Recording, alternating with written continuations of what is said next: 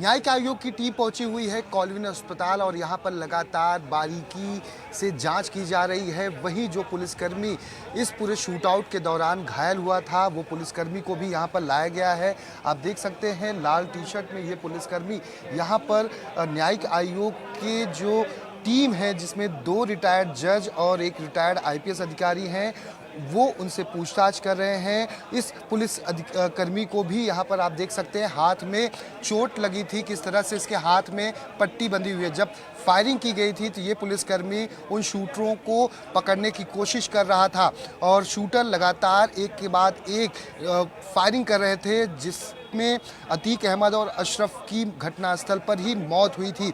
और यही वजह है कि उस पुलिसकर्मी को भी यहाँ पर लाया गया है जिसने बहादुरी दिखाई इन तीनों शूटरों को पकड़ने के लिए। उस दौरान भी इस पुलिसकर्मी को चोट लगी थी और हाथ में साफ तौर पर वो चोट के निशान आपको पट्टी बंधी हुई नजर आ जाएगी।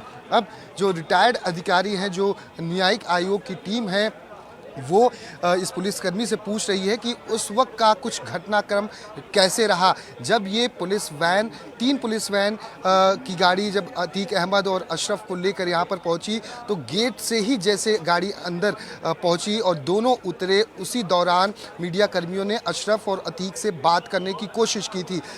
अतीक ने कुछ शब्दों बोले थे और जैसे ही जो अशरफ था वो गुड्डू मुस्लिम का नाम लिया, उसी दौरान ही तीनों शूटरों ने एक के बाद एक पहले अतीक पर फायरिंग की और उसके बाद अतीक और अशरफ पर दोनों पर फायरिंग हुई।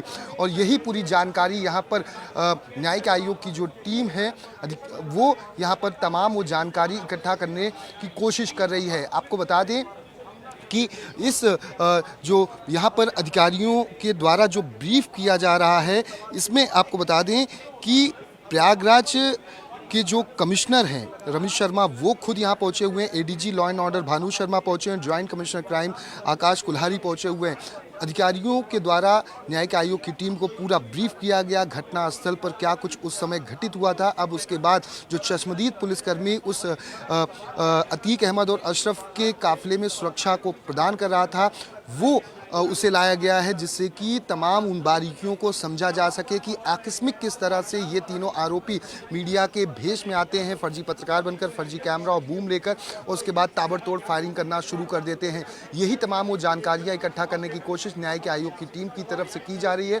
बाकायदा नक्शा बनाया जा रहा है अधिकारियों के हाथ में। आप देख सकते हैं जो न्यायिक आयोग की टीम के साथ जो अधिकारी हैं वो पूरा नक्शा तैयार कर रहे हैं। एक एक बाकायदा ब्रीफ को लिखा जा रहा है, डायरी में मेंटेन की जा रही है, जिसके बाद ये रिपोर्ट को तैयार करके सरकार को पेश किया जाएगा। उससे पहले आप देख सकते हैं कि यहाँ पर बाकायदा अब जो इंची टेप है वो देख सकते हैं किस तरह से यहाँ पर पूरी ये नाप की जा रही है कि क्या कुछ घटनाक्रम रहा है, शूटर कहाँ पर खड़े थे, कैसे एक के बाद एक फायरिंग करना शुरू किए, पॉइंट ब्लैंक पर किस तरह से पहले अतीक को गोली मारी गई और उसके बाद जैसे ही गोली मारी गई दूसरी गोली दूसरा जो शूटर था उसने अशरफ पर चलाई, उसके बाद यहाँ पर भगदड़ जैसी मच गई और उसी दौरान एक के बाद एक गोलियों से फायरिंग शुरू की गई। तो यहाँ पर आप देख सकते हैं कि बाकायदा यहाँ पर एक एक पल की जानकारी उस घटनाक्रम की जो 15 अप्रैल रात को 10:30 बजे घटी थी, उसको अब पेपर पर यहाँ पर कैद किया जा रहा है, एक एक बारीक डिटेल को लिखा जा रहा है। वहाँ पर देख सकते हैं कि ये पुलिसकर्मी यहाँ पर अधिकारी के हाथ में वो डायरी है और उसके बाद ये इंची टेप से ये पूरा जो घटनास्थल है, जो रूट मैप है, उसे मापते हुए वो माप करते हुए जांच करते हुए और उसके बाद ये चीज़ें यहाँ पर लिखी जाएंगी। गाड़ी की एंट्री कैसे होती है, मुख्य जो रोड है वहाँ से अस्पताल के अंदर, और अस्पताल के अंदर जब एंट्री होती है तो किस तरह से गाड़ी कहाँ पर रुकती है और उतरने के बाद कैसे पहले जो अशरफ है वो उतरता है और अतीक को सहारा देता है। एक पुलिसकर्मी भी विजुअल में सहारा देता हुआ उतारते हुए दिखाई पड़ रहा है, क्योंकि अतीक अहमद की जो भारी भरकम शरीर थी तो उतरने में उसको उस तरह से तकलीफ थी। तो यही वजह है कि और जैसे उतरकर मीडियाकर्मी अतीक अहमद और अशरफ से उसके बेटे असद के बारे में पूछते हैं कि वो सुपुर्दे खाक के समय नहीं पहुंच पाया, उसको लेकर वो क्या करना चाहता है। अतीक ने अपना जवाब दिया और अशरफ गुड्डू मुस्लिम के बारे में जब पत्रकारों ने पूछा और जैसे ही वो जवाब देना चाह रहा था उसी दौरान ही एक के बाद एक तीनों शूटरों ने फायरिंग करनी शुरू कर दी, जिसमें सनी सिंह और उसके साथ साथ अरुण मौर्य और लवलेश तिवारी, इन तीनों ने फायरिंग करनी शुरू की। अब उन्हीं घटनाक्रम को यहाँ पर चश्मदीद पुलिसकर्मी जो घायल था उसे लाकर न्यायिक आयोग की टीम यहाँ पर उससे पूछताछ करती हुई और पूरे घटनास्थल पर यहाँ पर एक तरह से कहें तो रिक्रिएशन करने की तैयारी, मापते हुए कि पुलिसकर्मी उस वक्त कैसे उतरे, कितने पुलिसकर्मियों की संख्या थी। जो बताया गया कि 17 पुलिसकर्मियों की पूरी संख्या थी। और उसके बाद वो जब फायरिंग शुरू हुई तो पुलिस में भी एक तरह से भुतड़ मच गई, लेकिन कुछ पुलिसकर्मी लगातार उन जो आरोपी थे उन्हें पकड़ने की कोशिश करने लगे। एक पुलिसकर्मी दूसरे आरोपी जो था उसे किस तरह से दबोचकर ज़मीन में गिरा देता है और उसके बाद तीनों आरोपी अपने आप को सरेंडर करने की मुद्रा में लगातार चिल्लाने लगते हैं।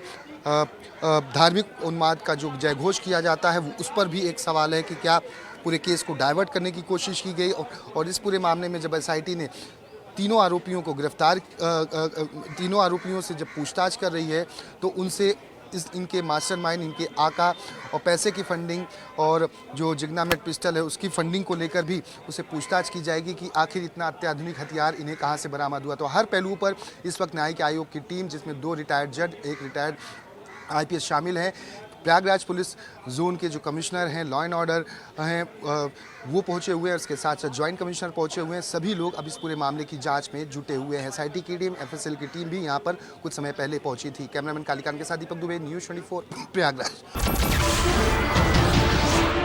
नमस्कार, मैं हूं मानक गुप्ता।